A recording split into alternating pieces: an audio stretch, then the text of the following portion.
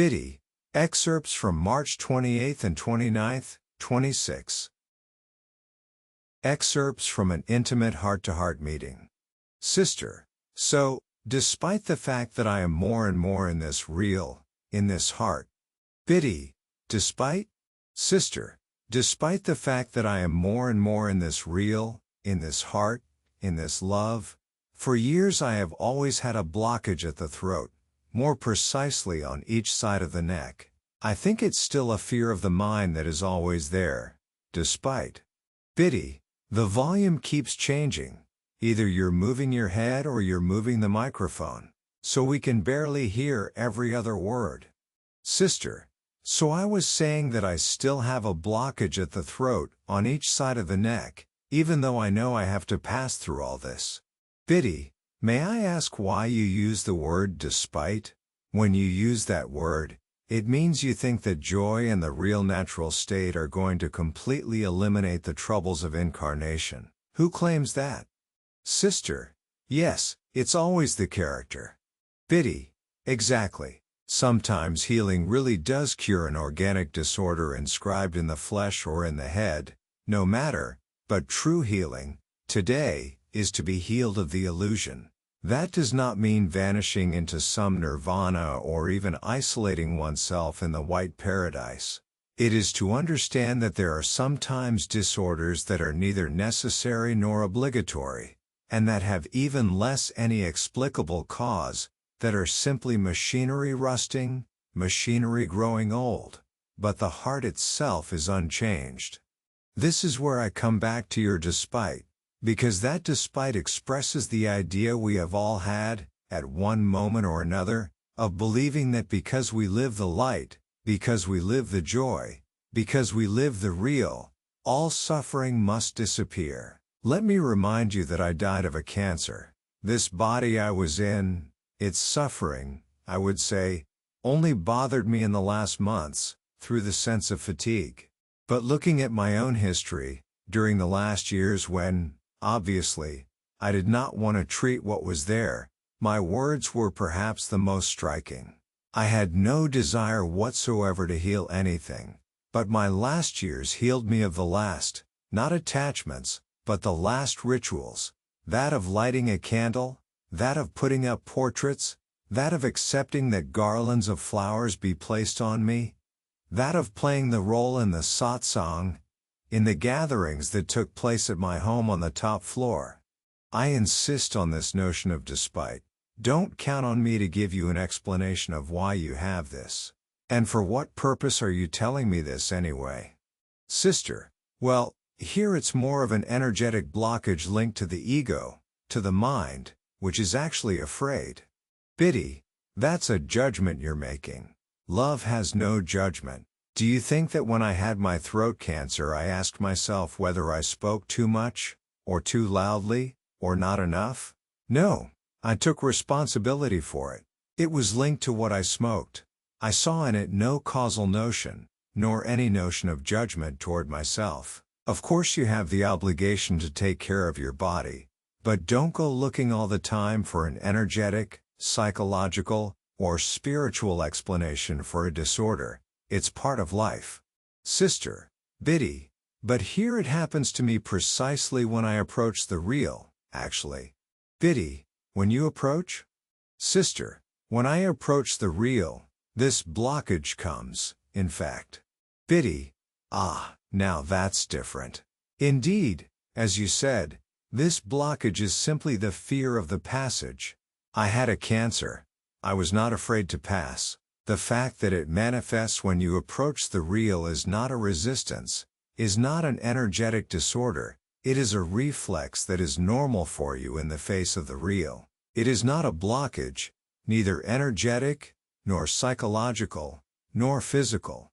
Whatever manifests, as you say, upon the approach of the real, of the revelation of what you are, what manifests is simply what needs, not to be understood, but to be passed through. What matters here is the throat, a place of passage.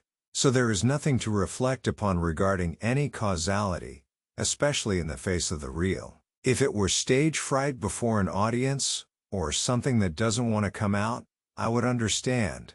But you yourself say it's when the real approaches. There is no guilt to be had. These are the very reluctances of this body, independent of you.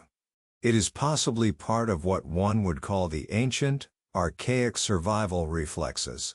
The fear of the passage, the fear of the unknown, what is commonly called grief, whether over a job, a person, or a state. It is not something to be treated. It is something to let be treated. Most often in such cases, it is because you carry your consciousness to where it bothers you, to where it hurts, and where you carry your consciousness feeds what is there. Whereas, if your consciousness ignores what you feel in that zone, not to deny it, not to repress it, but to let yourself, and let that zone, be traversed by the light. It is your consciousness that is the obstacle, not your character. It is simply the fact that consciousness is drawn to suffering, if only because it makes itself felt, this suffering or this blockage. And of course you can do nothing about it. You can think blockage, you can think karma, you can think energetic disorder, but it is above all a vital survival reflex. Look, when I had that cancer, I could have treated it by the normal means, but I knew full well that I did not have to oppose it. I knew full well that the light had passed through, if I may say, those zones of my body, but that the intelligence had not seen fit to heal. We always want the healing of this or that, it's logical. But do we ever, even once, set the will, even the idea, of true healing? The healing of the dream, the healing of the form, the healing from believing oneself an individual, the healing from believing oneself imprisoned, the healing from believing oneself subject to energies, to God, to the archons, to the other, to anyone at all. That is healing, but I'll let you finish. Did you perhaps have something else to say about this? Sister, no. That's exactly it. Thank you. Bidi, thank you. Bidi, the body drags consciousness along with it. There is a bodily consciousness, and this bodily consciousness, which was necessary, if only to integrate the vibrations, becomes, at a certain point, an obstacle even to the real. Of course, every symptom, every imbalance, calls for acceptance, from which the solution arrives. But one must also understand that the solution is not present in 100% of cases. Once again, the body, independent of your will, your psyche, and your identification with the body, has its own rules. Rules of functioning, rules of wear. So there are two ways to live a blockage today, wherever it may be. I'm not even speaking of illness. Either you oppose it, by trying to understand, which is already to oppose, or you trust. Of course this does not mean you shouldn't take care of the body, but take care of the body the same way you eat, urinate, and relieve yourself in whatever way. It is the very logic of this body. But you are not asked to go tending to a pathology in a causal, explanatory way, in the energy or in the karma. That is still to maintain and feed a certain form of duality, especially if you have lived and do live the real at moments. Suffering, discomfort, is no longer lived, in the real, as it was before. That doesn't mean it disappears. Sometimes yes, sometimes no. But that the experience, the impact of this discomfort, of this suffering, is no longer lived in the same way. It is totally different. I come back to my experience at the end of incarnation. I was sometimes in pain. I could clearly feel my energy, even my presence, declining.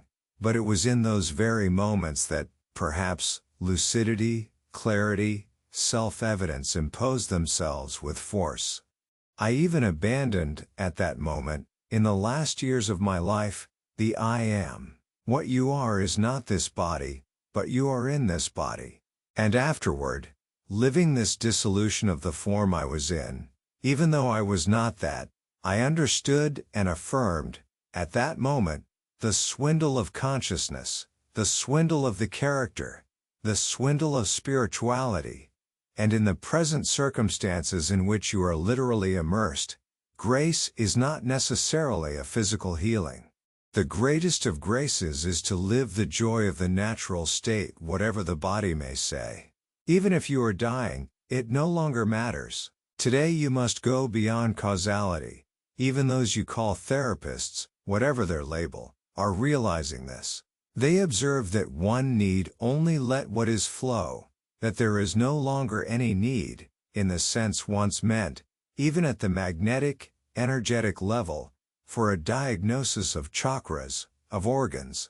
Now, I know of course that Abba speaks to you of various things to nourish this body, to vitalize it, not to live longer, not to make some illness disappear, but, to put it in plain terms, to feel good in your own skin, to be at ease in this body that is not you. But remember that at this moment, precisely this moment, all suffering, all illness, all degradation makes you discover and live the real far more easily. So, present it the way you present it, and this is not a criticism of you. It's a very widespread human behavior, common to everyone. Today, the complaint, the suffering, the illness needs no explanation, needs no understanding. It needs to be passed through, to be accepted.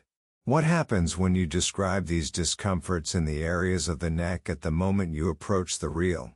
As I told you earlier, it may be the fear of letting go, the fear of surrendering, the fear of the unknown, the grief of the known. No matter. It is not that which will make you pass through. It is not the explanation. It is the acceptance of this discomfort, to look at it, not to take an interest in it, to note that it is there, and to let be what is behind it. If you bring your consciousness, if you bring your intellect, if you bring your affects, even if there is a proven causality, you move away from yourself. And even, I would say more broadly still today, even if you heal in a clear and luminous way, you may have spoiled a unique experience of living the totality of the real. When you have nothing left to defend, when you accept, how do you say, that everything is accomplished, that the carrots are cooked, as you say in French, at that moment you let go, and at that moment the real appears. So there is nothing to judge, nothing to understand, there is to accept, to pass through. And if there is to be healing, it happens, either through the crossing itself, or through an understanding that is not a logical understanding. This understanding is acceptance, and this acceptance creates, at the level of your body, of your cells, the forgiveness necessary to allow them to repair themselves. It can go very far. It can go as far as what you call miracles. The real has no need of miracles. When you live it, you don't know you're going to experience a miracle. You may not even have necessarily asked for it, but it does not depend on you. What depends on you is the upkeep of this sack of meat, the respect of this sack of meat, because there is a bodily consciousness that literally chains you to this body, that identifies you with this body. You are in this body, obviously, but you are not this body. And that changes everything, especially under the, let's say, current conditions of incarnation. That is what is to be understood and accepted. And it can be something entirely other than the throat. You can be living a state of fusion with me and suddenly have your big toe, your nose, or a leg itching furiously. Is it a discomfort, or is it a challenge? Or is it something to take no account of, to go through, to pass through? And if you loosen enough, in your head and in your cells, then you will observe that the crossing happens without you. You have the right to feel a discomfort, a blockage. That's how your character, as you named it, translates it. But in reality it is far more luminous than that. And, fundamentally, I would say that every event is only a pretext, at the level of your body as of your life, for that matter, right now, for you to remember. Nothing more, nothing less. If you try to envision it that way, you will live it that way. So it means one must try to minimize the survival reflexes, to minimize the psychological or energetic reflexes of saying, I have a blockage, it comes from my history, from my memory, from my character, from a grief, from a wound. No matter. The mere fact of taking an interest in it gives it weight. Everything you take an interest in, and not only everything you oppose, will strengthen, but it works both ways. Obviously, when the body hurts, one is forced to think about it. But if, in those moments, you could ignore the thought of this suffering, this pain, or this blockage, and your thought is turned entirely toward the real, toward peace, then you will pass through. You do not neglect the suffering, you do not interrogate it, you let it be with no intention of understanding it or changing it, and you will observe, for yourselves, by experiencing it, that often that can be enough.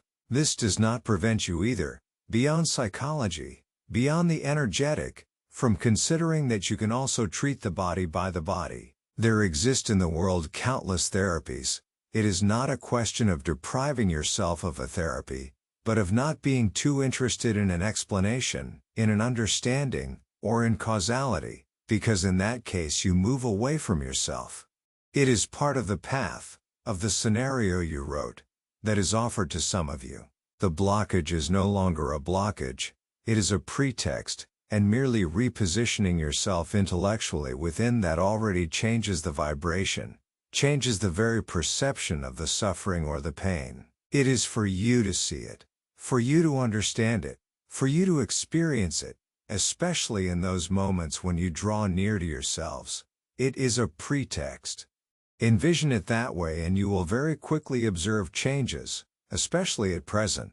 I would say, to be a perfectionist about it, to heal consists in freeing oneself of wanting to heal. You know, back in the time when I intervened together with Abba, he in his body or in any body, and I in my body or without a body, there truly were miracles, in the medical sense of the term. It was a period of demonstration, of putting into action. That is not so much what is called for today. I would say that my presence, or your presence drawing near to yourself, must heal from the idea of healing. That would be the true spiritual healing. Translated from French to English via AI.